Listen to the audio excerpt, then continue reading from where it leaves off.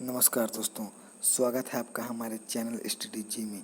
दोस्तों, भारत भूगोल में आज हम भारत की स्थिति और विस्तार के अंतर्गत तीसरे पार्ट का अध्ययन करेंगे। इससे पहले हम 2 पार्ट का अध्ययन कर चुके हैं। तो आइए शुरू करते हैं तीसरा पार्ट। इसमें जो 200 क्वेश्चन हैं, निम्नलिखित में से कौन सा स्थान भूमध्य रेखा के निकटतम स्थित है।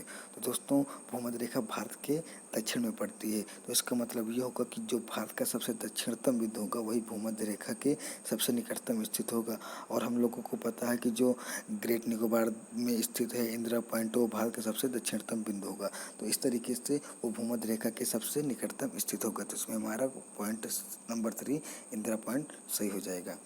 अब अगला क्वेश्चन है कि भारतीय भूमि का सर्वाधिक उत्तरी भाग है। तो दोस्तों, भारत का सबसे उत्तरी बिंदु पूछा है। तो भारत का सबसे उत्तरी बिंदु जो है वो इंदिरा कॉल है। दक्षिणी बिंदु इंदिरा पॉइंट है और उत्तरी बिंदु जो है वो इंदिरा कॉल है, जो कि जम्मू कश्मीर में स्थित है। फिर आगे का क्वेश्चन है कि भारत का दक्षिणतम स्थान इंदिरा पॉइंट निम्नलिखित में से कहाँ स्थित है। दोस्तों, सभी लोगों को पता है कि अंडमान निकोबार द्वीप समूह में जो ग्रेट निकोबार द्वीप है उसी में भारत का सबसे दक्षिणतम बिंदु इंदिरा पॉइंट या पिग्मेलियन पॉइंट स्थित है। तो इसमें हमारा अंडमान निकोबार द्वीप समूह ऑप्शन सही हो जाएगा। फिर आगे क्वेश्चन है कि भारत की मुख्य भूमि को रामेश्वरम से कौन अलग करता है। दोस्तों, भारत की मुख्य भूमि को रामेश्वरम से पंपन चैनल अलग करता है। फिर आदम का पुल निम्नलिखित में से किन 2 देशों के मध्य स्थित है। दोस्तों, आदम का जो पुल है वो भारत और श्रीलंका के मध्य में स्थित है। अगला क्वेश्चन है कि निम्न द्वीपों में के युग्मों में से कौन सा एक अंश 10 अंश जलमार्गों द्वारा पृथक किया जाता है। कि यानी कि आपको इसी द्वीपों में ये जो ऑप्शन दिया है इसी में से देखना पड़ेगा कि कौन सा जो द्वीप है वो 10 डिग्री चैनल द्वारा अलग किए जाते हैं। तो दोस्तों, अंडमान और निकोबार द्वीप समूह जो है वो 10 डिग्री चैनल के द्वारा अलग किए जाते हैं। 37 नंबर क्वेश्चन है कि डंकन पास किसके मध्य स्थित है। दोस्तों, डंकन पास जो है वो दक्षिणी अंडमान और लिटिल अंडमान के मध्य में स्थित है। तो हमारा दक्षिणी अंडमान और लिटिल अंडमान यानी कि छोटा अंडमान ऑप्शन सही हो जाएगा। अगला क्वेश्चन है कि दीव एक द्वीप है। जी हाँ दोस्तों, बिल्कुल आपने दमन द्वीप का नाम सुना होगा।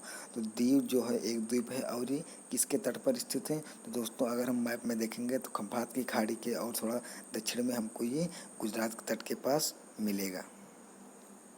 फिर अगला क्वेश्चन है कि श्रीलंका को भारत से पृथक करती है। तो दोस्तों, श्रीलंका को भारत से पाक जल संधि या पाक जल डमरू मध्य पृथक करता है। फिर अगला क्वेश्चन है कि भारत तथा चीन के बीच सीमा बनाने वाली रेखा है।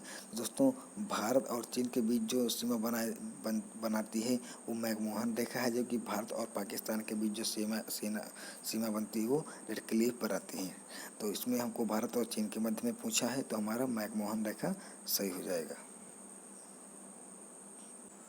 फिर अगला क्वेश्चन है कि भारत और पाकिस्तान के बीच अंतर्राष्ट्रीय सीमा किसके द्वारा सीमांकित की गई है। दोस्तों, भारत और पाकिस्तान के बीच जो सीमा बनाने वाली रेखा है उसको हम रेड क्लिफ लाइन के नाम से जानते हैं। फिर अगला क्वेश्चन है कि भारत के सुदूर पूर्व में कौन सा देश भारत के साथ सबसे सर्वाधिक लंबी अंतर्राष्ट्रीय सीमा बनाता है। दोस्तों, इसमें हमको क्वेश्चन पे ध्यान देना होगा कि इसमें पूछा है कि सुदूर पूर्व में, जबकि अगर इस तरीके से हम देखेंगे तो भारत के साथ जो सबसे लंबी सीमा रेखा साझा करता है वाला देश है वो बांग्लादेश है, जो कि 4096 किलोमीटर की सीमा रेखा साझा करता है। उसके बाद चीन है, ठीक है। तो लेकिन इसमें हमको सुदूर पूर्व में पूछा है। तो दोस्तों, हमको पता है कि भारत के पूर्व में जो पड़ोसी देश है वो म्यांमार है। अगर ऑप्शन के अनुसार भी देखें तो इसमें हमको थाईलैंड, वियतनाम, चीन और म्यांमार ऑप्शन में दिया है। दोस्तों, चीन हमारे उत्तर और इसके सीधे होते हुए सीधे पूर्व तक जाता है, लेकिन इसमें हमको सुदूर पूर्व में पूछा तो इसमें हमारा यानी कि म्यांमार ऑप्शन पूछा, तो इसमें हमारा म्यांमार ऑप्शन बिल्कुल सही हो जाएगा। फिर अगला क्वेश्चन है कि भारत एवं चीन के बीच सीमा निर्धारित करने वाली मैकमोहन रेखा निम्नलिखित में से किस प्रदेश की उत्तरी सीमा पर खींची गई है। दोस्तों, ये अरुणाचल प्रदेश की उत्तरी सीमा पर खींची गई है। अगला क्वेश्चन है कि निम्नलिखित में से किस देश के साथ भारत की अंतर्राष्ट्रीय सीमा नहीं लगती है। तो दोस्तों, अगर हम ऑप्शन के अनुसार देखेंगे तो पाकिस्तान, बांग्लादेश, भूटान, ये जो सारे देश हैं ये स्थल पर स्थित देश हैं, अर्थात भारत इनके साथ सीमाएं साझा करता है। लेकिन अगर हम श्रीलंका को देखो तो ये एक जलीय देश है, ठीक है। तो ये जो है भारत की सीमा इसके द्वारा साझा नहीं होती है। हालांकि ये जलीय पड़ोसी देश है, लेकिन ये स्थल रूप से इसकी सीमा भारत के साथ नहीं लगती। तो इसमें हमारा श्रीलंका ऑप्शन सही हो जाएगा। फिर अगला क्वेश्चन है कि निम्नलिखित में से कौन सा देश भारतीय उपमहाद्वीप के अंतर्गत शामिल नहीं होता है। तो दोस्तों भारतीय उपमहाद्वीप के अंतर्गत श्रीलंका को नहीं शामिल किया जाता है, लेकिन अगर ऑप्शन के अनुसार हम देखें तो नेपाल, पाकिस्तान, बांग्लादेश, ये सारे जो देश हैं ये भारतीय उपमहाद्वीप के अंतर्गत शामिल किए जाते हैं। फिर अगला क्वेश्चन है कि निम्नलिखित में से किस भारतीय राज्य की समुद्र तटीय सीमा सबसे छोटी है। तो दोस्तों जाहिर सी बात है कि भारत की जो सबसे छोटी समुद्री सीमा बनाने वाला राज्य है वो गोवा है, जबकि सबसे बड़ी सीमा बनाने वाला राज्य गुजरात है। तो इसमें हमारा गोवा सही हो जाएगा। फिर अगला क्वेश्चन है कि भारत की सबसे लंबी अंतर्राष्ट्रीय सीमा किस देश के साथ है। तो दोस्तों अब ऑल ओवर में पूछा है तो भारत की सबसे लंबी अंतर्राष्ट्रीय सीमा बांग्लादेश के साथ है, जो कि 4096 किलोमीटर स्थित है में फैली है। उसमें हमारा बांग्लादेश ऑप्शन सही हो जाएगा। उसके बाद दोस्तों चीन की है, उसके बाद फिर पाकिस्तान की पड़ती है, फिर नेपाल की पड़ती है, फिर म्यांमार की पड़ती है, फिर भूटान की पड़ती है और फिर अफगानिस्तान की पड़ती है। फिर अगला क्वेश्चन है कि सबसे छोटी स्थलीय सीमा भारत की किस देश के साथ है।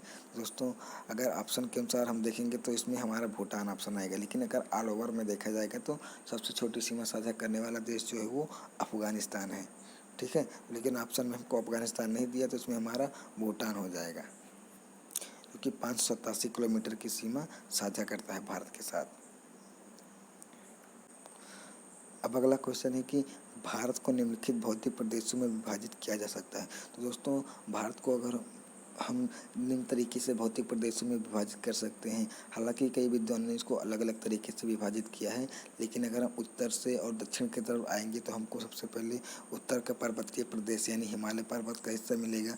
उसके बाद फिर मध्य का मैदानी भाग मिलेगा, जिसमें हमको उत्तर के उपजाऊ मैदानी भाग और इधर पश्चिम में हमको मरुस्थलीय भाग भी मिलते हैं। उसके बाद फिर दक्षिणी प्रायद्वीपीय प्रदेश मिलेंगे और उसके बाद तटीय प्रदेश मिलेंगे। तो इस तरीके से हम देखेंगे तो हमारा चौथा ऑप्शन बिल्कुल सही हो जाएगा।